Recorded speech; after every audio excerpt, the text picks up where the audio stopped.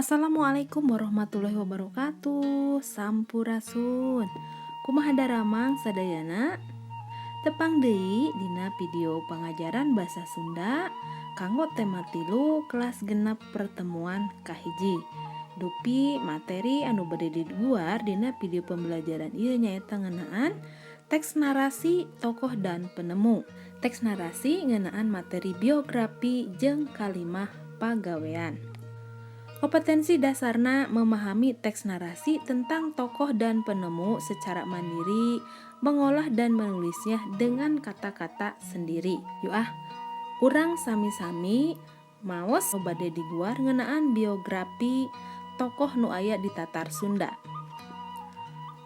Video ieu seja di dua bahasa Sunda sareng bahasa Indonesia. Yuk sasarengan ngilo teks bacaan anu bade di maos. Asep Sunandar Sunarya. Sigana geus teu bireuk deui ka ngaran Asep Sunandar Sunarya, utamana kanu resep lalajo wayang, boh dina radio atawa dina televisi malahan dina kaset. Asep Sunandar Sunarya teh kaasup dalang tenar.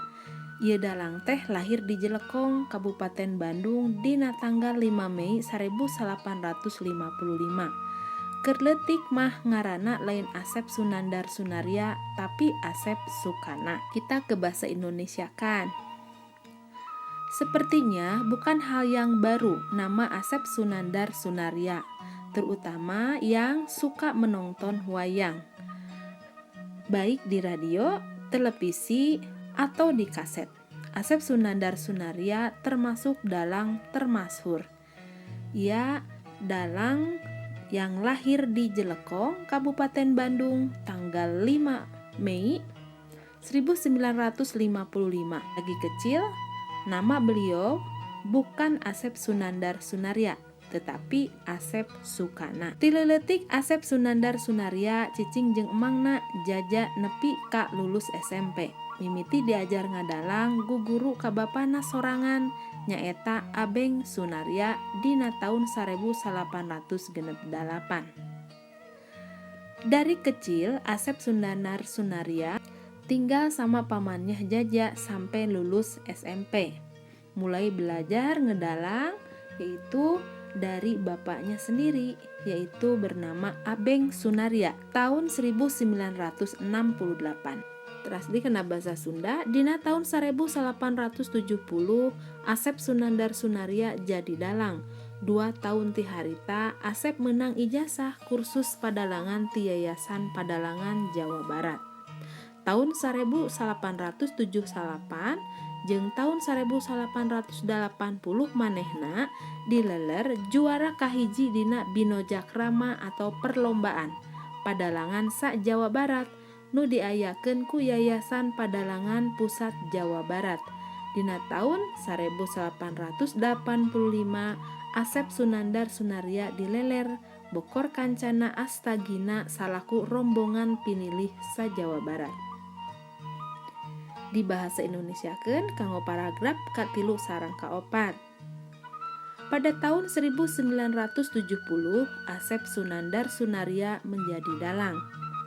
2 tahun dari situ Asep meraih ijazah kursus pedalangan dari Yayasan Padalangan Jawa Barat tahun 1979 dan tahun 1980 beliau dileler atau menjadi juara ke-1 Binojakrama perlombaan padalangan se-Jawa Barat yang diadakan oleh Yayasan Padalangan Pusat Jawa Barat. Pada tahun 1985 Asep Sunandar Sunarya dileler atau menjadi bokor kancana Astagina salaku rombongan terpilih se-Jawa Barat. Kita kembali lagi ke bahasa Sunda. Asep Sunandar Sunarya tapis pisan dina ngigelkeun sakabeh tokoh wayang saperti ngigelkeun Kresna, Arjuna, Bima, jeung Gatotkaca. Utama nama dina mintonkeun jeung ngigelkeun Panakawan, Semar, Cepot, Udel, jeung Gareng.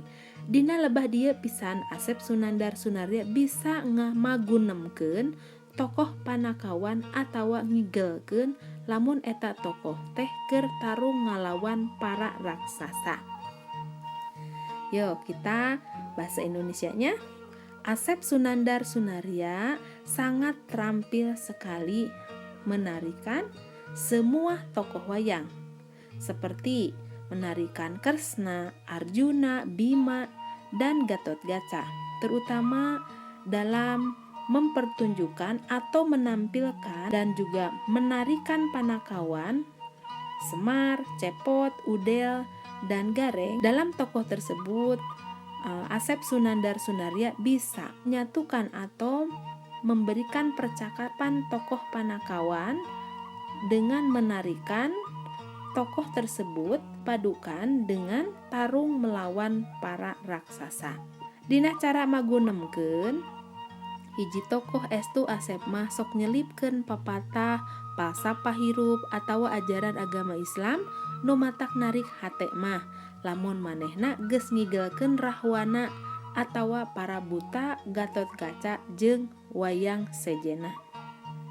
Bahasa Indonesiana dalam cara percakapan, satu tokoh Asep Sunandar Sunaria sering menyelipkan pepatah, falsafah hidup, dan juga ajaran agama Islam yang bikin tertarik hati semua orang. Apalagi beliau ketika sudah menarikan rahwana atau para buta Gatotkaca dan juga wayang lainnya. Widi kana basa Sunda, sagala papatah hirup nu aya hubunganana jeung agama Islam ku Asep pasti dipedar tur dicontokeun kalakuan anu hade buahna bakal hade, sabalikna kalakuan goreng pasti bakal mawa goreng kana kahirupan hiji tokoh nu keur diigalkeunana. Dina pidangan awal, Asep Sunandar Sunaria sok mintonkeun jeung ngigelkeun tokoh wayang kalawan pinuh ku daya tarik. Lamun ngagambarkeun peperangan, umpama wae antara panakawan jeung para raksasa. Asep mah estu kreatif pisan ngahijikeun antara trik-trik gerakan silat, sandiwara atawa film anu aya dina layar televisi. Lian ti eta, Asep oge kreatif dina ngarambu garapan ku cara niru garapan wayang kulit purwa. Utamana dina ibingan, perang, atawa pamirigna. Kumodal bakat, pengalaman jeung karancageana, manehna jadi dalang nu kasohor. Malahan lain keur kalangan kolot hungkul, Asep mah jadi dalang teh. Dalah budak nu kakara nolol ge geus arapaleun ka dalang Asep Sunandar Sunaria. Yo, urang gentos kana bahasa Indonesia. Segala pesan yang disampaikan hubungannya dengan agama Islam, Asep selalu dijelaskan dan dicontohkan. Kelakuan yang baik maka buahnya juga akan baik. Sebaliknya jika kelakuan jelek maka akan membawa kejelekan pada kehidupan satu tokoh yang sedang dinarikan. Dalam pertunjukan awal, Asep Sunandar Sunaria suka menampilkan dan juga menarikan tokoh wayang dengan penuh daya tarik. Kalau menggambarkan peperangan, misalnya antara panakawan dan juga para raksasa, Asep sangat kreatif sekali menyatukan berbagai trik-trik gerakan silat, sandiwara, atau film yang ada di layar televisi. Selain itu, Asep juga kreatif dalam meramu atau menyatukan garapan dengan cara meniru garapan wayang kulit purwa, utamanya dalam menarikan ibingan, perang, atau iringan musiknya. Dengan modal bakat, dengan keahliannya, pengalaman, dan juga keterampilannya, beliau menjadi dalang yang termasyhur. Selain itu, jangankan untuk kalangan orang tua, Asep juga sebagai dalang anak yang baru mengenal wayang, pasti mereka mengenal dalang Asep Sunandar Sunaria. Lebet ti kana bahasa Sunda. Sohorna Asep Sunandar Sunaria teh lain ngan di urang wungkul, tapi geus ngambah ka mancanagara saperti ka Perancis, Amerika Serikat, Jerman, jeung sajabana. manehna jadi dalang kamemet keur masyarakat Jawa Barat jeung Banten. Rata-rata manggung 15 kali sabulana. Lingkung seni anu dipingpinna dingaranan Giri Harja Tilu. Rupa-rupa pangajen nu katarima ku Asep diantarana ti Gubernur Jawa Barat jeung Presiden Republik Indonesia tahun 1885. Malah ti pamarentah Prancis dileler guru besar alias profesor dina bidang padalangan. Yo, salin kana bahasa Indonesia. Termasurnya Asep Sunandar Sunaria bukan hanya di negara sendiri Indonesia, tetapi sudah merambah ke mancanegara seperti Prancis, Amerika Serikat, Jerman, dan lain-lain. Beliau menjadi dalang pujaan di masyarakat Jawa Barat dan juga Banten. Rata-rata manggung 1 bulan 15 kali. Lingkung seni yang dipimpinnya diberi nama Giri Harja III. Berbagai macam penghargaan yang diterima oleh Asep diantaranya penghargaan dari Gubernur Jawa Barat, kemudian dari Presiden Republik Indonesia tahun 1995, bahkan penghargaan dari pemerintah Prancis yang dijadikan sebagai guru besar alias profesor dalam bidang pedalangan. Hidup tadi parantos maos teks narasi ngeunaan biografi Asep Sunandar Sunaria supados langkung maham materina dina narasi biografi Asep Sunandar Sunaria. Yuk urang sasarengan ngajawab naon anu jadi pananyana. Nomor 1, naon tema bacaan di luhur? Tema bacaan di luhur nyaeta ngeunaan ngaguar biografi Asep Sunandar Sunaria. Terus nomor 2, saha ari Asep Sunandar Sunaria teh? Asep Sunandar Sunaria teh hiji dalang tenar atau kawentar atau kasohor anu menang ijazah kursus padalangan ti Yayasan Padalangan Jawa Barat. Upami kana bahasa Indonesia pertanyaanna, siapa Asep Sunandar Sunaria itu? Nah, jawabannya Asep Sunandar Sunaria adalah seorang dalang yang termasyhur yang mempunyai ijazah kursus padalangan dari Yayasan Padalangan Jawa Barat. Yuk, diteraskeun ka nomor 3. Kumaha kahirupan Asep Sunandar Sunaria waktu keur leutik? Jawabanna emut keneh teu pedaran anu tadi dibaca. Nah, ti leutik Asep Sunandar Sunaria cicing jeung emangna jaja nepi ka lulus SMP. Tuluy diajar ngadalangna guguruna ka bapana langsung, nyaeta bapana sorangan nu ngaranna Abeng Sunaria dina tahun 1868. Nah, kanggo pertanyaan nu katilu bahasa Indonesia, bagaimana kehidupan Asep Sunandar Sunaria pada waktu kecil? Kehidupan Asep Sunandar Sunaria waktu kecil, Asep tinggal bersama pamannya sampai lulus SMP. Nah, beliau Asep belajar dalang langsung dari ayahnya sendiri, yaitu yang bernama Abeng Sunaria tahun 1968. Teras pananya anu salajengna. Nah, Pandawa jeung Kurawa mumusuhan. Pandawa jeung Kurawa mumusuhan alatanana hiji parebut, inti nama parebut kakuasaan. Teras nomor 5, kunaon pangna Asep Sunandar Sunaria disebut dalang kreatif?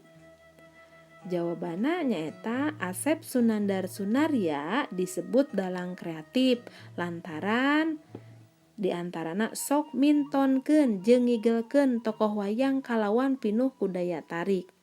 Tuluy ngahijikeun aya trik-trik gerakan silat, sandiwara, atawa film nu aya di layar televisi. Tuluy kreatifna Asep Sunandar Sunaria nu lainna nyaeta garapan ku cara niru garapan wayang kulit purba, utamana dina ibingan perang atawa pamirigna. Dalam bahasa Indonesia, ngapa Asep Sunandar Sunaria disebut dalang kreatif? Karena Asep Sunandar Sunaria suka menampilkan atau menarikan tokoh wayang dengan penuh daya tarik. Di antaranya dengan menyatukan beragam trik-trik gerakan silat, sandiwara, atau film yang ada di televisi. Nah, kreatifnya Asep Sunandar Sunaria adanya ramuan atau menyatukan garapan dengan cara meniru garapan wayang kulit purba, ya, utamanya dalam menarikan atau iringan musiknya. Salajengna nomor genep, naon lingkung seni nu dipimpin ku Dalang Asep? Apa lingkungan seni yang dipimpin oleh Dalang Asep Sunandar Sunaria?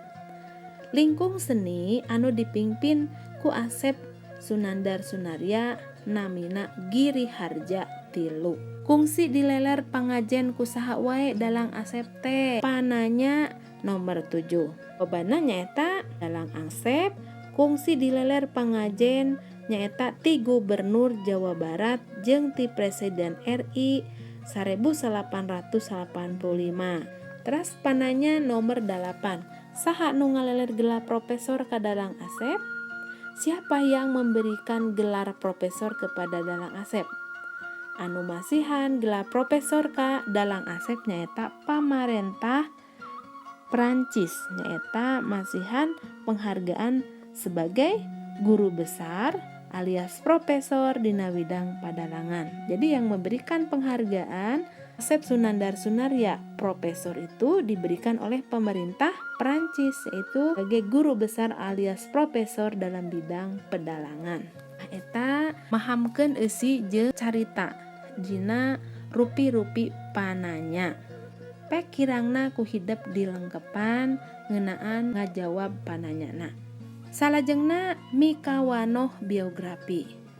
Nembe urang parantos ngaguar ngeunaan teks narasi biografi tokoh Sunda nu kawentar di Jawa Barat nyaeta Asep Sunandar Sunaria. Asep Sunandar Sunaria teh dalang wayang golek anu kasohor, jasana dina bidang seni Sunda, khususna padalangan kacida gedena. Di luhur aya riwayat singget hirup.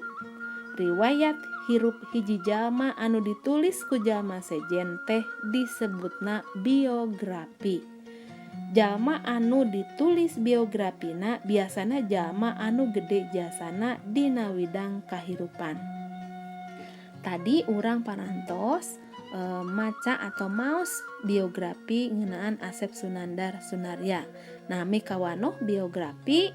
Nah, anu bade dibahas ayeuna nyaeta biografi tokoh atawa inohong teh sok dibukukeun. Buku biografi teh kudu nu eusina nyaritakeun ngeunaan kahirupan saurang tokoh anu gede jasana atawa sukses dina kahirupanana. Kaasup buku anu bisa ngahudangkeun sumanget atawa kahayang pikeun nurutkeun jalan hirup tokoh anu dicaritakeun. Dina biografi dipedar ngeunaan identitas tokoh, kumaha jasa-jasana jeung hal-hal unik anu pikatajieun. Lian ti biografi aya oge anu disebut autobiografi. Bedana ari biografi mah ditulisanna ku batur, anapun autobiografi mah riwayat hidup anu ditulis ku dirina sorangan. Contona Dadi nuliskeun riwayat hirupna ku sorangan. Tulisan menang Dadi kitu teh disebutna teh autobiografi. Hidup oge bisa nyusun autobiografi nyaeta riwayat hirup hidup sorangan. Yo, urang bahasa Indonesiakeun. Mikawanoh biografi, mendalami apa itu biografi. Asep Sunandar Sunaria merupakan dalang wayang golek yang termasyhur. Jasanya dalam bidang seni Sunda khususnya pedalangan sangat besar sekali. Di atas riwayat singkat tentang kehidupan Asep Sunandar Sunaria. Riwayat hidup seseorang yang ditulis oleh orang lain disebut biografi. Orang yang ditulis biografinya biasanya orang yang sangat besar jasanya dalam kehidupan. Biografi tokoh atau seseorang yang dibukukan, maka buku biografi buku yang isinya menceritakan berkaitan kehidupan seorang tokoh yang besar jasanya atau sukses dalam kehidupannya, termasuk buku yang bisa memberikan motivasi, semangat, orang lain bisa termotivasi dari jalan kehidupan tokoh yang sedang diceritakan. Dalam biografi dijelaskan mengenai identitas tokoh, bagaimana jasa-jasanya, dan juga hal-hal unik yang dibuat orang lain menjadi kagum. Selain biografi, ada juga yang disebut autobiografi. Bedanya apa? Biografi ditulis oleh orang lain, sedangkan kalau autobiografi, riwayat hidup ditulis oleh diri sendiri. Contohnya, Dadi menulis riwayat hidupnya sendiri. Nah, tulisan yang dibuat oleh Dadi itu termasuk autobiografi. Kalian bisa menyusun autobiografi, nyaeta riwayat atau riwayat hidup diri sendiri. Ringkesan tina mikawanoh geografi, yo diamutan deui biografi teh nyaeta riwayat hirup hiji jalma anu ditulis ku jalma lain atau ku jalma sejen. Sedangkan autobiografi nyaeta nuliskeun riwayat hirupna ku sorangan. Salajengna materi ngeunaan kalimah pagawean. Naon ari kalimah pagawean atau kecap pagawean? Kecap pagawean nyaeta kecap nu nunjukeun pagawean atawa nu keur dilakukeun. Contoh kecap pagawean. Nulis, bahasa Indonesia menulis. Nyepak, bahasa Indonesianya nendang. Nyepeng, bahasa Indonesianya memegang. Nulis, nyepak, nyepeng ngarupakeun kaasup kana kecap gawe atau kecap pagawean. Yuk ditenan. Hiji nulis hartina nunjukeun kagiatan keur ngalakukeun nulis. Nyepak nyaeta kagiatan anu nunjukeun kagiatan nu keur ngalakukeun nyepak. Make suku biasana lamun nyepak mah contona nyepak bola, nyepak suku atawa barang-barang nu aya keur dijajalaneun. Anu katilu nyepeng. Nyepeng hartina nunjukeun kagiatan nu keur dilakukeun. Contona nyepeng HP, nyepeng sapu jeung saterusna. Kecap pagawean nu lainna diantarana aya nakol.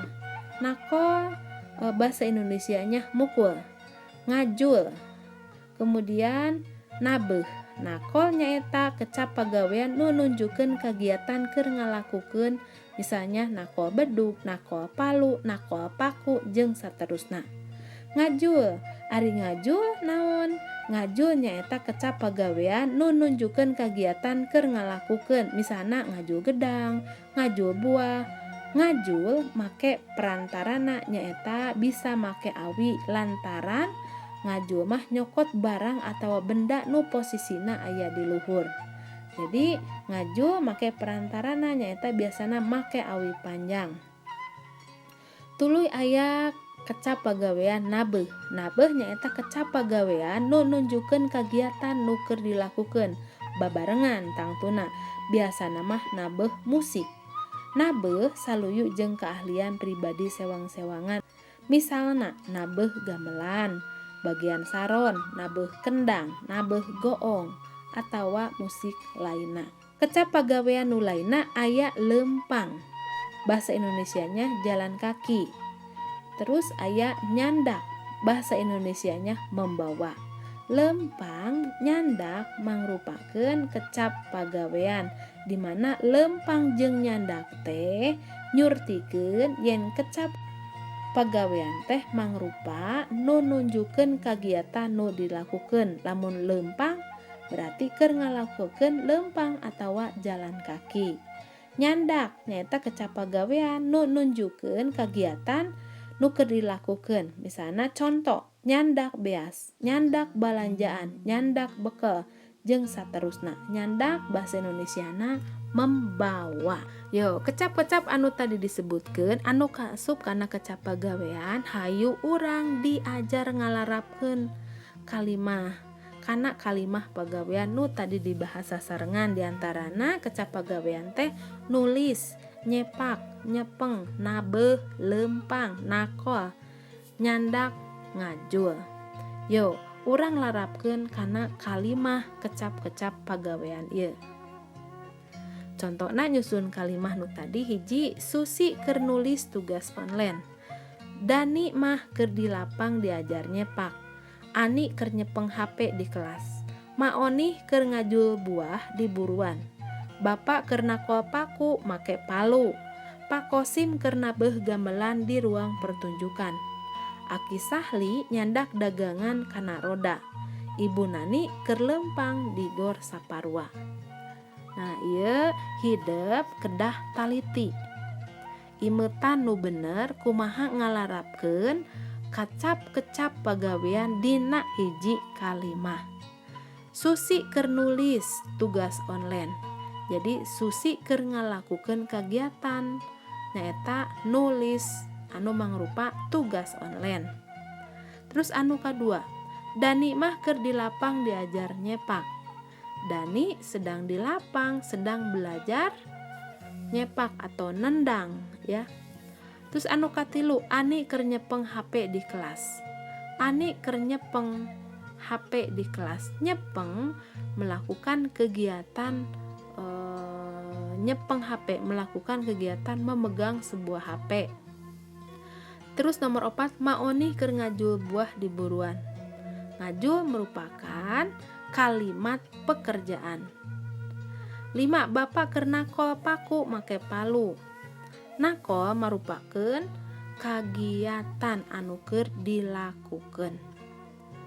Teras Pak Kosim keur nabeh gamelan di ruang pertunjukan. Nabeh sama juga merupakan kalimat pekerjaan. Aki Sahli nyandak dagangan kana roda. Nyandak mangrupa kagiatan anu keur ngalakukeun kagiatan. Ibu Nani keur lempang di gor saparua. Keur lempang sedang melakukan kegiatan, yaitu kegiatannya jalan kaki. Lempang bahasa Indonesianya jalan kaki. Yo, kumaha ngartos hideep ngabedakeun mana wae anu kaasup kecap pagawean. Tangtuna hideep kudu maham sarta nyocokeun kana kalimah pagawean. Cekap dugi ka dieu wae video pengajaran basa Sunda kanggo tema 3 kelas genep. Hatur nuhun, mugia aya manfaatna, tong hilap.